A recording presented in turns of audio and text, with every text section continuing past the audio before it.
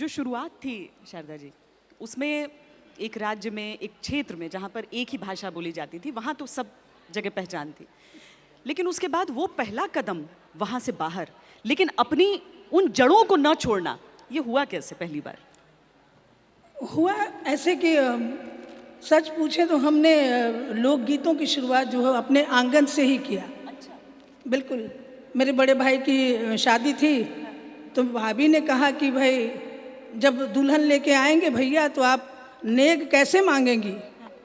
तो हमने कहा मांग लूँगी, भैया हैं, मैं नेग मांग लूँगी। उन्होंने कहा ऐसे थोड़ी मिलता है नेग, कुछ गा के मिलेगा, ऐसे नहीं मिलेगा। मैंने मुझे तो आता नहीं वो। तो उन्होंने कहा भाई सीख लो 2 लाइन कम से कम। तो चूँकि मेरा मायके मिथिलांचल में है, मैंने बहुत सारी भाषाओं में गाया है पर मैं मिथिला की हूँ, तो उन्होंने कहा कि एकटा गीत सीख लिया, द्वार छेके वाला गीत एकटा सीख लिया, मतलब द्वार छेकने का जो नेग होता है उसका एक गीत सीख लीजिए। तो मैंने वो गीत सीखा और उस गीत को जैसे उन्होंने गाया था उसको मैंने अपनी गायकी से एक अलग अंदाज दिया। मैं चाहूँगी कि जो गांव में उस तरह से जो गाया जाता था उसको मैं ज़रूर सुनाना चाहूँगी, और फिर मैंने जो बदल दिया और वहाँ से फिर शुरू हो गया।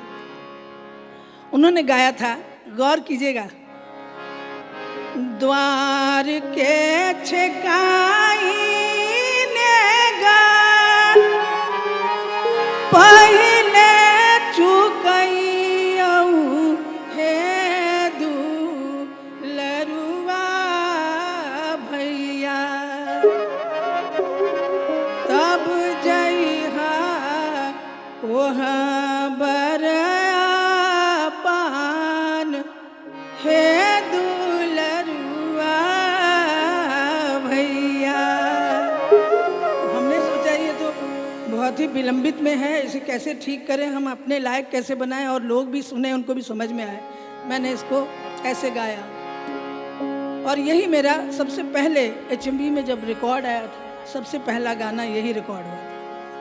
द्वार के छेका